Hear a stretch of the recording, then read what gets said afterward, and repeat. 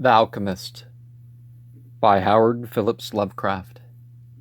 High up, crowning the grassy summit of a swelling mound whose sides are wooded near the base with gnarled trees of the primeval forest, stands the old chateau of my ancestors. For centuries its lofty battlements have frowned down upon the wild and rugged countryside about, serving as a home and stronghold for the proud house, whose honored line is older even than the moss-grown castle walls. These ancient turrets, stained by the storms of generations and crumbling under the slow yet mighty pressure of time, formed in the ages of feudalism one of the most dreaded and formidable fortresses in all France. From its machicolated parapets and mounted battlements, barons, counts, and even kings have been defied, yet never had its spacious halls resounded to the footsteps of the invader. But since those glorious years, all has changed. A poverty but little above the level of dire want, altogether with a pride of name that forbids its elevation by the pursuits of commercial life, have prevented the scions of our line from maintaining their estates in pristine splendor, and the falling stones of the walls, the overgrown vegetation in the parks, the dry and dusty moat, the ill-paved courtyards and toppling towers without, as well as the sagging floors, the worm-eaten wainscots, and the faded tapestries within, all tell a gloomy tale of fallen grandeur. As the ages passed, first one, then another of the four great turrets were left to ruin, until at last but a single tower housed the sadly reduced descendants of the once mighty lords of the estate. It was in one of the vast and gloomy chambers of this remaining tower that I, Antoine, last of the happy and accursed Comtesse de C, first saw the light of day 90 long years ago. Within these walls, and amongst the dark and shadowy forest, the wild ravines and grottos of the hillside below, were spent the first years of my troubled life. My parents I never knew. My father had been killed at the age of 32, a month before I was born, by the fall of a stone somehow dislodged from one of the deserted parapets of the castle, and my mother having died at my birth, my care and my education devolved solely upon one remaining servitor, an old and trusted man of considerable intelligence, whose name I remember as Pierre.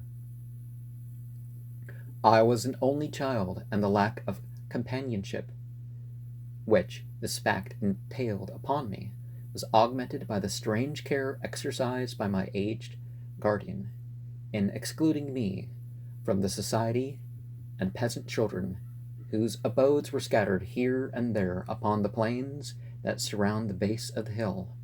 At the time, Pierre said that this restriction was imposed upon me because my noble birth placed me above association with such plebeian company. Now I know that its real object was to keep from my ears the idle talks of the dread curse upon our line, that were nightly told and magnified by the simple tenantry as they conversed in hushed accents in the glow of their cottage hearths. Now, one is aware of certain people like Bob Larson and stuff like that that's talk about family curses, but spiritually, each individual is responsible for what they do, right? Or their spiritual situation, anyways. Thus, isolated and thrown upon my own resources, I spent the hours of my childhood in poring over the ancient tomes that filled the shadow-haunted library of the chateau, and in roaming without aim or purpose through the perpetual dusk of the spectral wood that clothes the side of the hill near its foot. It was, perhaps, an effect of such surroundings that my mind early acquired a shade of melancholy. Those studies and pursuits which partake of the dark and occult in nature, mostly strong, claimed my attention. Of my own race I was permitted to learn singularly little, yet what small knowledge of it I was able to gain seemed to depress me much.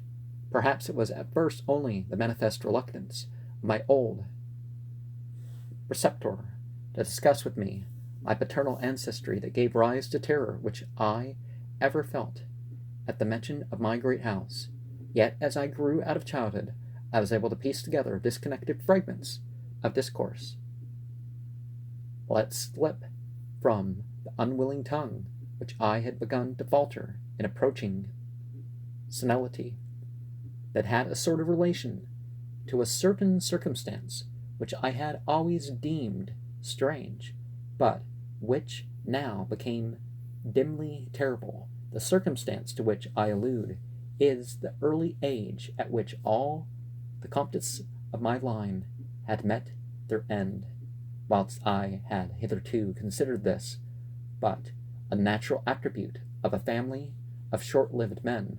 I afterward pondered long upon these premature deaths, and began to connect them with the wanderings of the old man, who often spoke of a curse which, for centuries, had prevented the lives of the holders of my title from much exceeding the span of 32 years. Well, perhaps there's like a poison or something that can explain that sort of thing in real life. Upon my 21st birthday, the aged Pierre gave to me a family document which he said had, for many generations, had been handed down from father to son, and continued by each possessor. Its contents were of the most startling nature, and its perusal confirmed the gravest of my apprehensions. At this time my belief in the supernatural was firm and deeply seated, else I should have dismissed with scorn the incredible narrative unfolded before my eyes. The paper carried me back to the days of the 13th century, when the old castle in which I sat had been a feared and impregnable fortress. It told of a certain ancient man who had once dwelt on our estates, a person of no small accomplishments, though little above the rank of a peasant by reputation. He had studied beyond the custom of his kind, seeking such things as the philosopher's stone or the elixir of eternal life, and was reputed wise in the terrible secrets of black magic and alchemy. Michel Malvais had one son named Charles, a youth as proficient as himself in the hidden arts, and who had therefore been called the sorcier, or the wizard. This pair, shunned by all honest folk, were suspected of the most hideous practices. Old Michel was said to have burnt his wife alive as a sacrifice to the devil, and the unaccountable disappearances of many small peasant children were laid at the dreaded door of these two. Yet, through the dark natures of the Father and the Son ran one redeeming ray of humanity. The evil old man loved his offspring with fierce intensity, whilst the youth had for his parent a more than filial affection. One night, the castle on the hill was thrown into the wildest confusion by the vanishment of young Godfrey, son to Henry the Comte. A searching party, headed by the frantic father, invaded the cottage of the sorcerers, and there came upon old Michel Maves, busy over a huge and violently boiling cauldron, without certain cause. In the ungoverned madness of fury and despair, the Comte laid hands on the aged wizard, and ere he released his murderous hold, his victim was no more. Meanwhile, joyful servants were proclaiming the finding of young Godfrey in a distant and unused chamber of the great edifice, telling too late that poor Michael had been killed in vain, as the Comte and his associates turned away from the lowly abode of the alchemist in the form of Charles the Sorcier appeared through the trees. The excited chatter of the menials standing about told him what had occurred, yet he seemed at first unmoved by his father's fate. Then slowly advancing to meet the Comte, he pronounced in dull yet terrible accents the curse that ever afterward haunted the house of C. May ne'er a noble of thy murderous line strive to reach a greater age than thine. Well, people psychosomatically do things to themselves, don't they? Spake he, when, suddenly leaping backwards into the black wood, he drew from his tunic a phial of colorless liquid, which he threw into the face of his father's slayer as he disappeared behind the inky curtain of the night. The Comte died without utterance, and was buried the next day, but little more than 32 years from the hour of his birth. No trace of the assassin could be found, though relentless bands of peasants scoured the neighboring woods and the meadowland around the hill.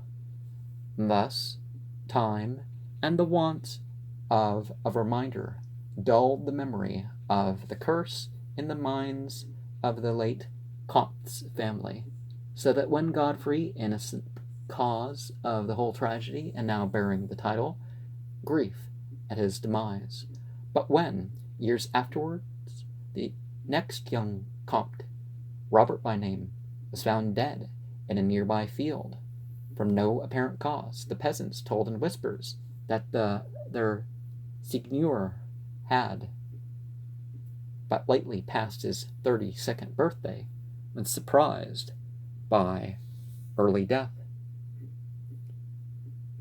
Louis, son to Robert, was found drowned in the moat at the same fateful age, and thus, down through the centuries, ran the ominous chronicle.